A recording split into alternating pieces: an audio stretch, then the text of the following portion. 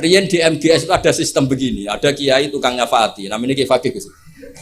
Itu kalau anak gak naik kelas, ditanya, Cung, nak munggah kelas ke peneng di terminal bah. Wih, aku mesti diunggah no. Jare Mbah Fakih, aku rak kedosan aja iki dadi canakal meneh. Niki ilmune kiai, mboten ilmune birokrasi. Tapi ana neh takoki, Cung, kan arah munggah ya apa? Nggih kula baleni Mbah, ya ora munggah sing sabar.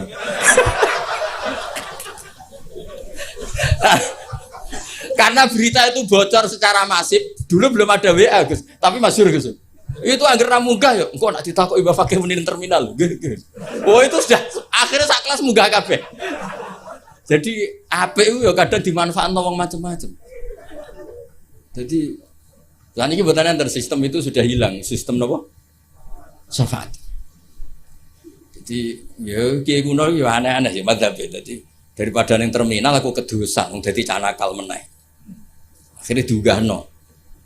Ya rada masuk akal kula badhe ramno niku kados kapan-kapan gitu. Ilmu kula niku kathah mergi guru kula kathah. Jadi kadang-kadang ilmu niku yo bapak kula niku di pondok ora pati kakan pelaturan. Jadi bapak kula kiai iku bengkel. Nek ora siap nata bocah mbulet ya ora usah dadi kiai. Mosok bengkel sing moro-rono mobil mewah, mobil waras, mesti sing rodok rusak. Ya kiai madzhabe macam-macam. Ya ana sing madzhab protektif. Lah santri nakal-nakal iki pondok apa sarang. Ya sih sampean ngomong. Kula wong saleh ra tau muni ngono. Dadi kiai iku ya butuh ijtihad. Wis pokoke ngoten lah sampean oleh ra setuju lah wong kula ya ora maksum iso wae salah. Cuma luwih sering sampean lah salah gitu. Kula mun ngajine mun kathah lah. Mun kula terusno. Mboten iki kula spesial karena takdim saya kepada Gus Yasin. Ini makna persis ketika saya ngaji sama Mbah Mun. Jadi lafat Adam Nuh itu bukan failnya kola jawab sapa Allah Adamu te Nabi Adam bisbab anane Nur Muhammad iku uniluhu a'lal marotib terus. Lha niku kula apal tiba sampean ora usah ragu kula nggo kitab iku mau tawaduk tok asline apal. Niki mboten sombong niki fakta. Nek sampean muni rapal iku ora tawaduk pancen apal. Dadi iku bedane kula mbek sampean. Mboten sampean ya apal cuma tawaduk mun ben sampean marem. Kila den dawuhno iki malaikate ya rondok saenake wis jawab keliru cek huwa Musa. Nah Adam keliru, Nuh keliru, Ibrahim keliru, nggih berarti niku Musa. Jadi dereng nyerah ijek tebak-tebakan kados kuis jawab ya. Terus kala dawuh sapa Allah Musa akhuhu. Utai Musa iku akhuhu dulure Kanjeng Nabi Muhammad sallallahu alaihi wasallam, mesti dulur dalam hal sama-sama ikhwanihi minal anbiya wal mursalin. Walakin hada habibun, Musa itu habib. Walakin hada tapi nek iki Muhammad iku habibun wong sing tak senengi. Wa Musa kalimu wa mukhatib. Terus terakhir jawab kila wa Isa. Terus qala jawab sapa Allah Isa uta Nabi Isa yubasyiru. Iku sing nggo berita gembira sapa Isa bi kelawan Muhammad utawa Nur Muhammad. La wa huwa te Nabi Isa bena denubuati pas sak ngarepe kenabiane Nabi Muhammad iku kal hajib. Kaya dene alis, maksudnya Isa itu persis posisi sebelumnya Nur Muhammad sallallahu alaihi wasallam. Terus kula suwun kenangan ini penting sekali dari guru kita Kiai Haji Maimun Zubair karena konstruksi kenabiane Rasulullah sallallahu alaihi wasallam niku unik. Mulane niki kula mangke badhe maos berjanji terus terakhir kula maos beberapa bait dari Simtud Duror terus sampun. Niki tesih wonten waktu pinten iki? Jaman nanti seperempat jam cukup lah, kanggo wong cerdas cukup. Nah ini kanggo wong cerdas cukup. Kalau tesih emot, niki rungokno tenan, niki mboten guyon, tenan. Ketika Rasulullah Muhammad sallallahu alaihi wasallam memaklumatkan diri jadi nabi, itu problem utama itu nasab. Man huwa Muhammad hatta yadda'a annahu rasul rabbil alamin. Muhammad itu siapa? Kok bisa memaklumatkan diri kalau seorang dia adalah nabi? Karena syaratnya Nabi itu harus cucu-cucunya Nabi. Nabi itu tidak boleh anaknya orang yang tidak bernasab. Bukan karena Allah asobiyah, bukan. Sampaianlah dipimpin wong sing gak jelas asal usulnya itu ya rahasia. Justru Nabi dari putra Nabi, buyut-buyutnya Nabi itu bentuk penghormatan Allah memilihkan Nabi itu dari klan terbaik, dari marga terbaik. Jadi kadang wong keliru, pangeran berarti asobiyah Gus, dadi Nabi mesti turunan Nabi. Ya kowe sing keliru, kowe iku diregani pangeran. Misalnya tokoh sing mbok nut itu anake copet, kowe kan yo gengsi.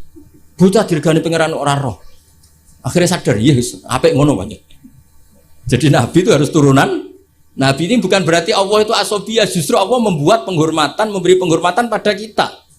Bahwa orang yang kita ikuti turunannya orang baik, turunannya orang baik, turunannya orang baik, orang spesial dari turunan spesial dari turunan spesial.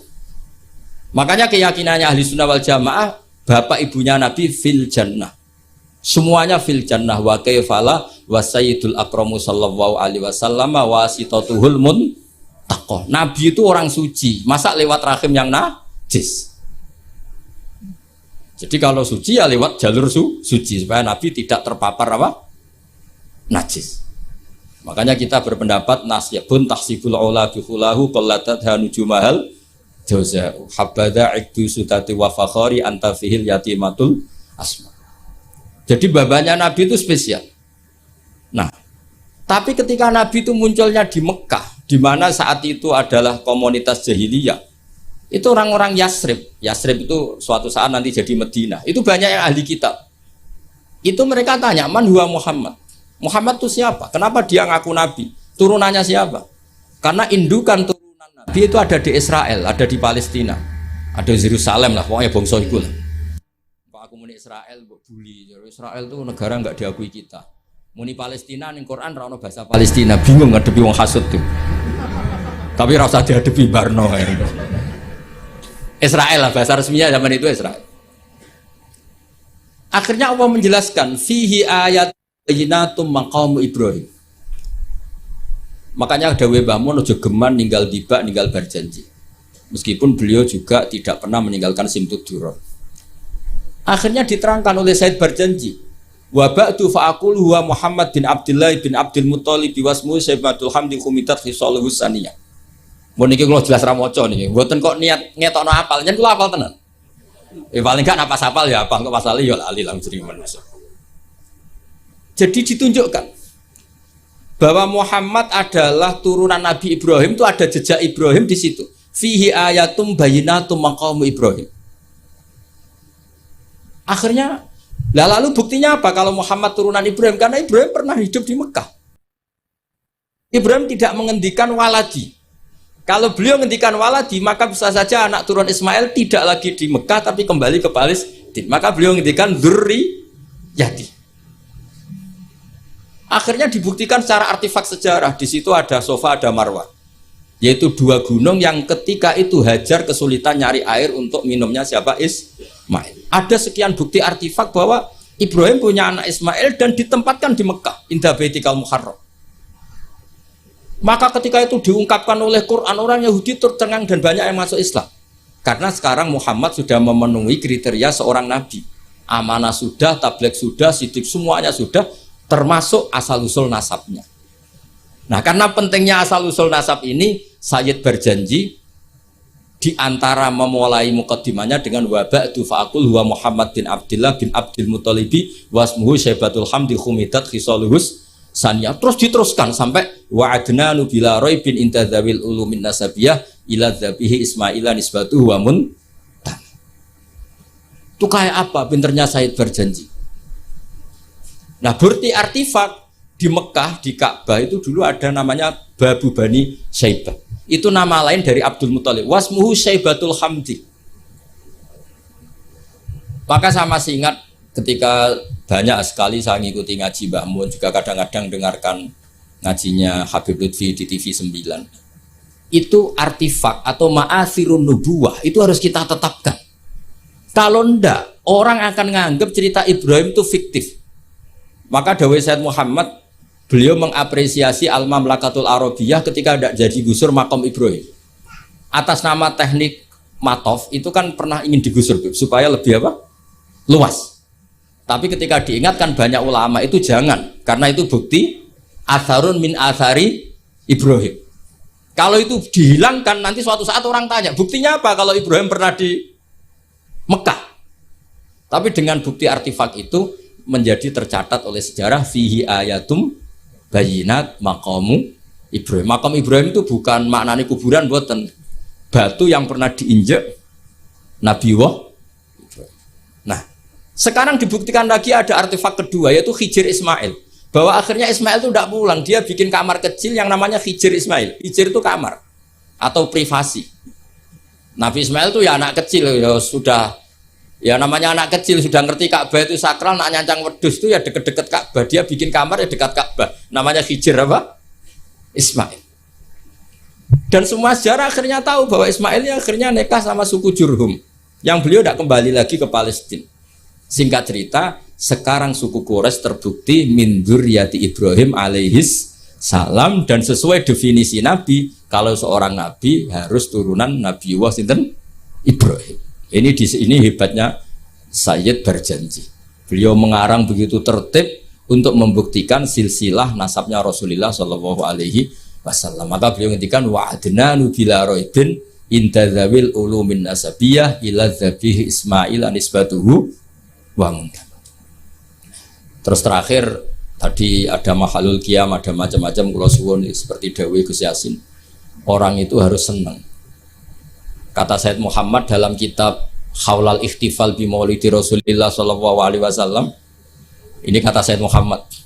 Dan saya setuju, logikanya itu sederhana tapi nggak bisa dibantah.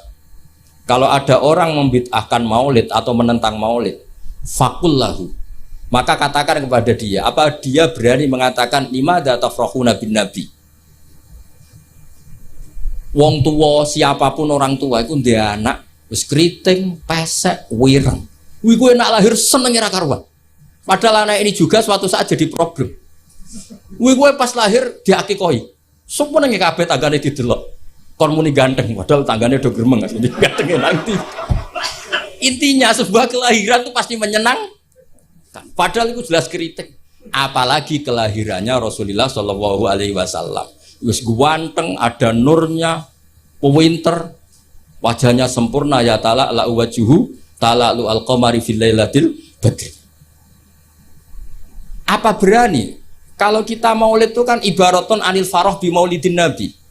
Kita yang namanya maulid itu pokoknya satu implementasi, satu ekspresi, satu perilaku yang menunjukkan bahwa kita ini ceria, kita senang dengan lahirnya Nabi.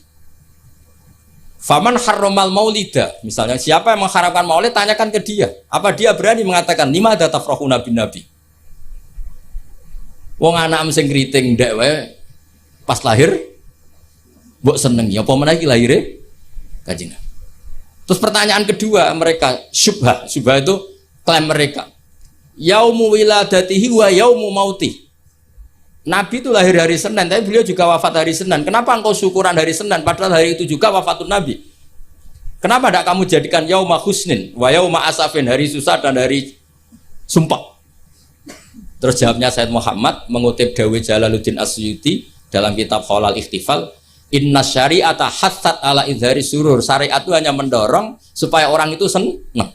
Buktinya ketika anak kamu lahir disunatkan nyembelih kambing menunjukkan senang.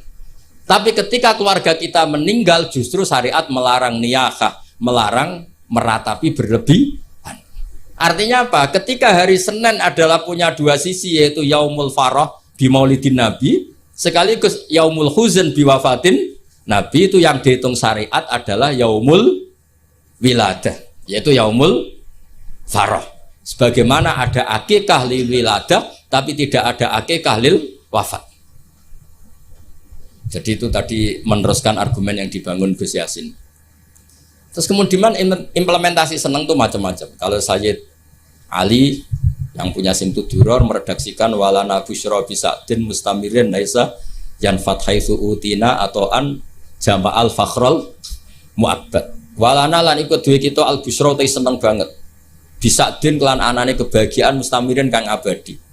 Laisa kang ora ana apa sakdu yan fadu bakal ilang apa sakdu. Kita ini harus selalu senang dan senang terus menerus. Yang kesenangan ini tidak mungkin habis. Haitsu utina atoan, karena kita diberi hadiah biwujudil Mustafa dengan adanya Kanjeng Nabi sing jama'al fakhrul mu'abbad yang mengumpulkan semua keagungan yang abadi.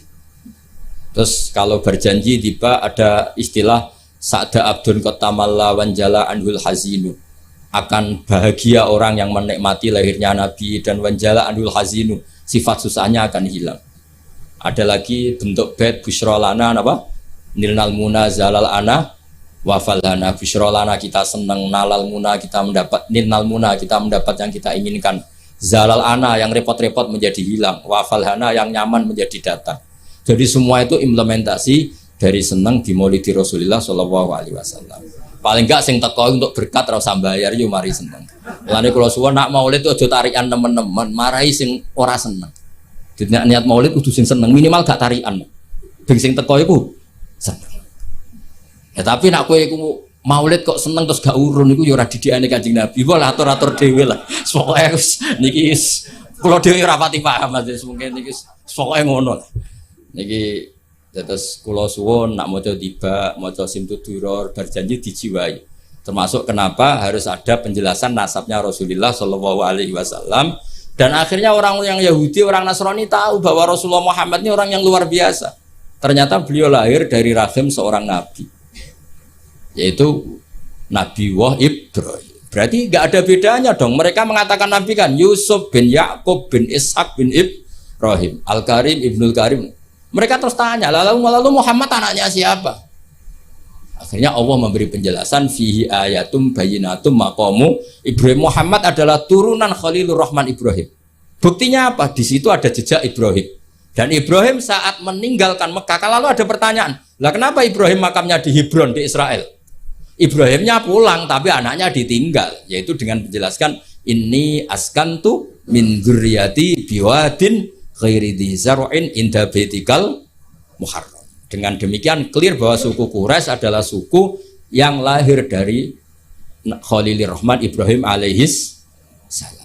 Dan semuanya punya tradisi yang luhur. Nah, tradisi ini yang terus dipuji oleh beberapa kitab madaih, tarakus sifah hafalam yusibhum aruhu min adami wa ila abihi wa ummihi hafidhal ilahu karamatan li Muhammadin abahul amjada saunal ismi. Tadi hafidho jogo sapa alilahu pangeran.